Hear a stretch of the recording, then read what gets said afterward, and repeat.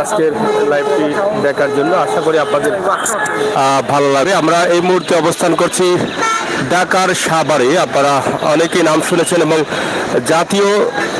জাতীয় স্মৃতিসৌধ আপনারা অনেকেই দেখেছেন, বিভিন্ন ভাবে এসেছেন, অনেকে ছবির মধ্যে দেখেছেন। সেই জাতীয় স্মৃতিসৌধের সামনেই কিন্তু আমরা অবস্থান করছি, যেটা ঢাকা থেকে 35 কিলোমিটার দূরে সম্ভবত। আমরা সেটিকে আপনাদের কাছে উপস্থাপন করছি।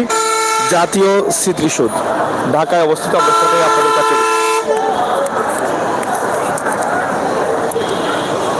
যাই হোক, আমরা আপনাদেরকে একটু দেখানোর চেষ্টা করছি আমাদের আজকে ঢাকা জাতীয়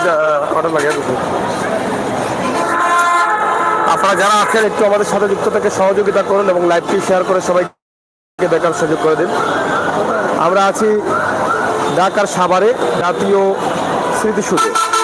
আপনারা হয়তো ইতিমধ্যে জানেন যে জাতীয় স্মৃতিসৌধ কেন করা হয়েছে, কী কারণে করা হয়েছে সেটা আপনারা নিশ্চয় অবগত আছেন। আমরা তার একটি দৃশ্য প্রতিদিন বিকাল আসলেই কিন্তু জাতীয় স্মৃতিসৌধে বাঙালিদের ভিড় দেখা যায়। বাংলাদেশের স্বাধীনতা যুদ্ধে যোদ্ধা ও নিহত বেসামরিক বাঙালি ও বাঙালিদের উদ্দেশ্যে নিবেদিত এই স্মারক স্থাপন, এটি সাভারে অবস্থিত।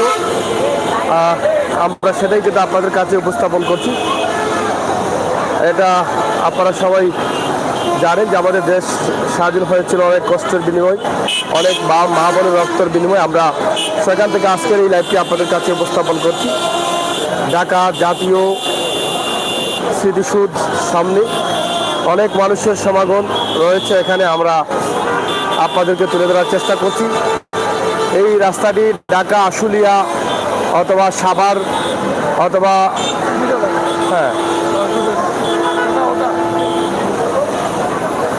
দেখেন কিভাবে এই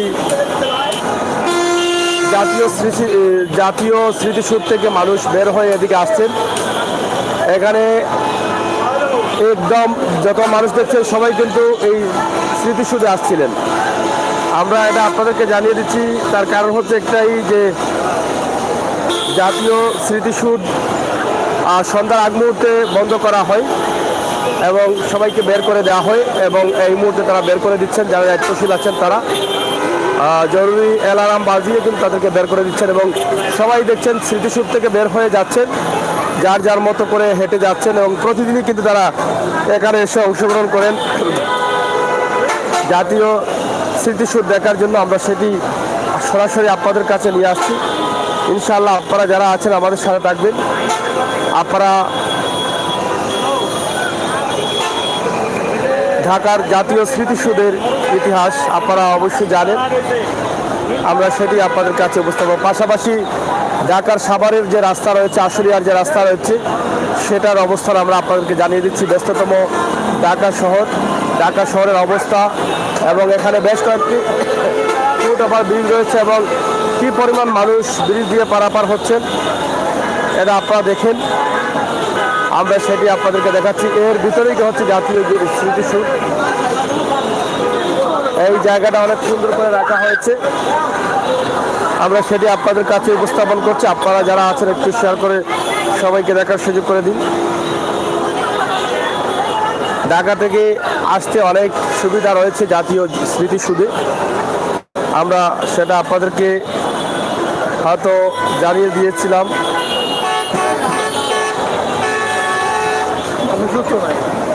তুমি পাগলে যাবো না, আমি বুঝলাম না।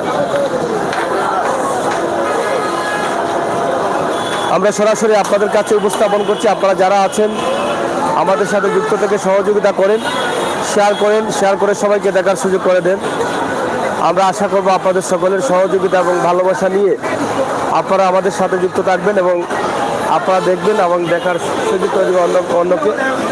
জাতীয় স্মৃতিসৌধে প্রতিদিনই কিন্তু হাজার হাজার মানুষের সমাগম ঘটে। এখানে একটি মসজিদ রয়েছে এবং স্মৃতিসৌধের যে জায়গাটা খুবই চমৎকারভাবে করা হয়েছে এবং একদম ভিতরে স্মৃতিসৌধ রয়েছে। যদিও আমরা আসছিলাম এখানে আমরা ভিতরে যাব, কিন্তু আমরা যেতে পারিনি। এটা হচ্ছে একটি সমস্যা। আমরা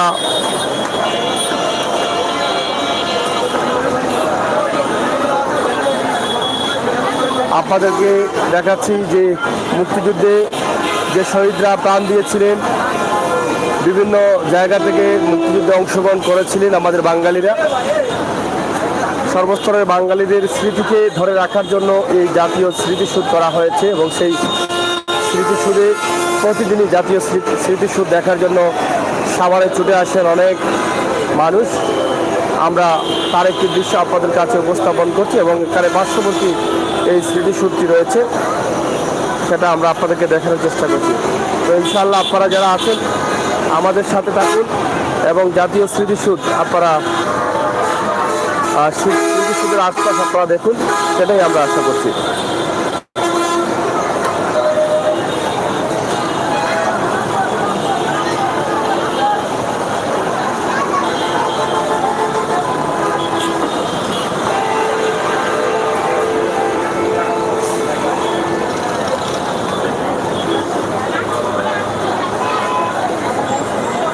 একাত্তর সালের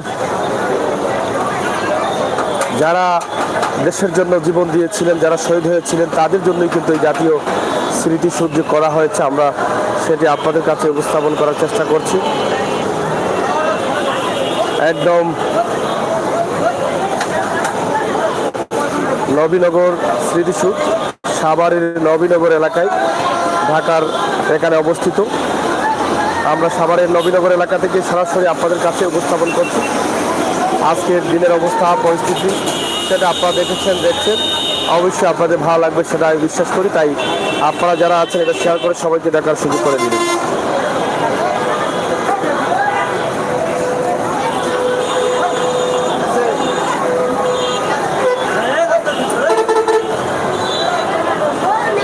এদিকে সাভারের নবীনগরের যে বিভিন্ন রাস্তা আছে সেটা আমরা আপনাদের কাছে উপস্থাপন করছি।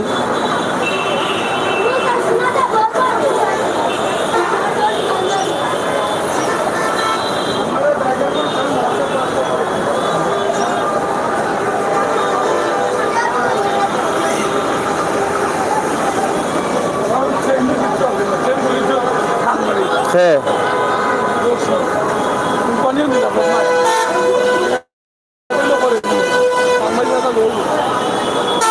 যাচ্ছেন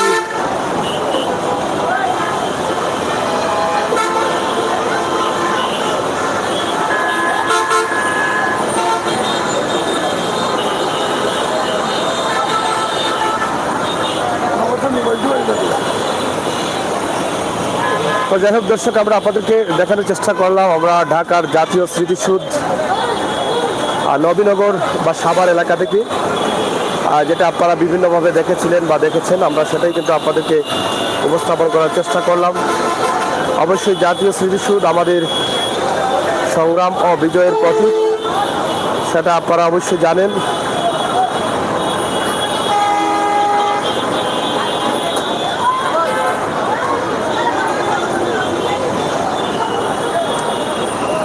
লাল ইটের দেয়াল দিয়ে ঘেরা চারিদিকে, মাঝখানে প্রবেশ পথ দিয়ে ঢুকতেই সরাসরি চোখের চলে আসে জাতীয় স্মৃতিসৌধ উঁচু মিনারে দিকে। আর মনে পড়ে মহান মুক্তিযুদ্ধের কথা, মুক্তিযুদ্ধের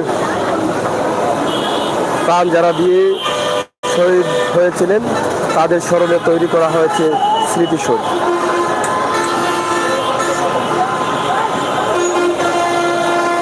দর্শক, আমরা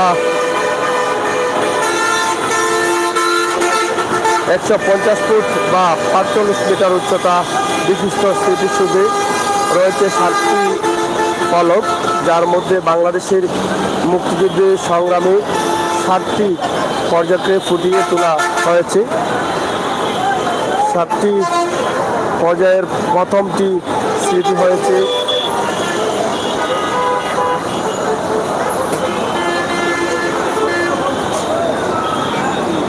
রায়ান্নয়ের ভাষা আন্দোলন সহ অনেক স্মৃতিসৌধ রয়েছে। আমরা এই স্মৃতিসৌধের স্মৃতি হিসেবে রয়েছে, আমরা সেটি আপনাদেরকে দেখানোর চেষ্টা করছিলাম। তো ইনশাআল্লাহ আমরা আপনাদেরকে এই ভিডিওটি দিয়েছি। আপনারা দেশে এবং বিদেশে যারা আছেন একটু শেয়ার করে সবাইকে দেখার সুযোগ করে দেবেন, আমরা সেটাই আশা করছি।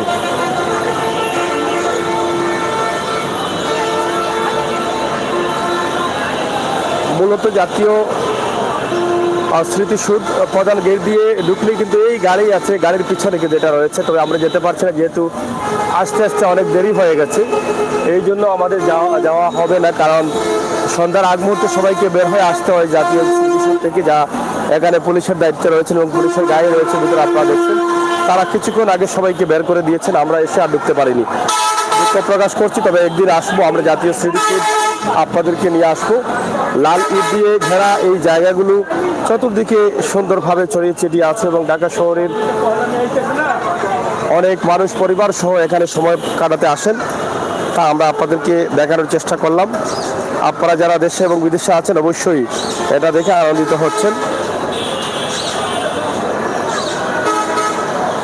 34 হেক্টর এলাকা নিয়ে নির্মিত এই স্মৃতিসৌধ।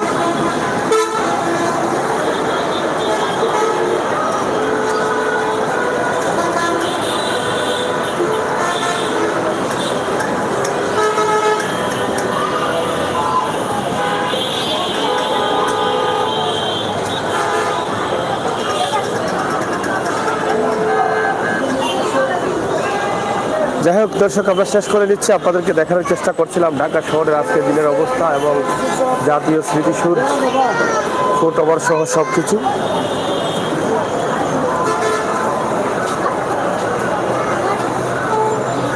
সাভার বা নবীনগর এলাকার এই দৃশ্যটি, রাস্তার পাশে অনেক ব্যস্ততা রয়েছে, গাড়ি মানুষের চলাচলে অনেক।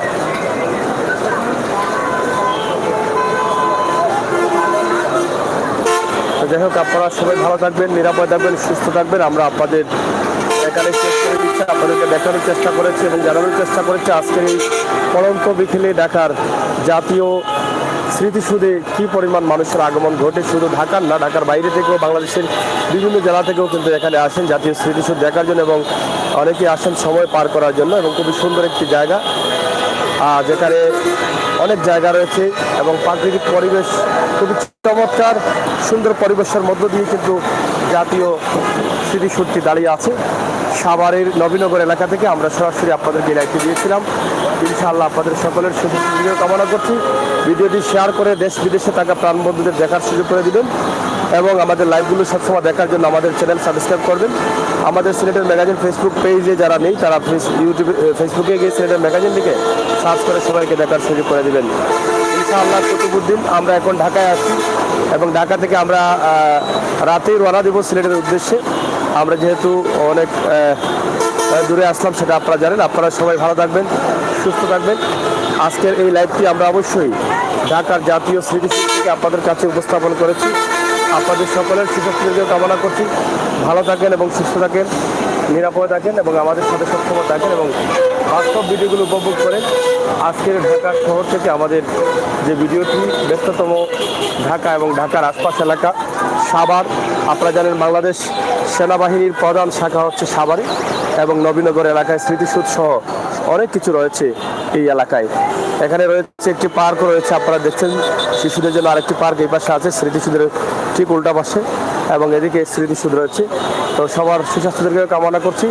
আপনারা যে যেখানে আছেন ভালো থাকবেন, নিরাপদ থাকবেন, সুস্থ থাকবেন, আমাদের সাথে থাকবেন। আল্লাহ হাফেজ।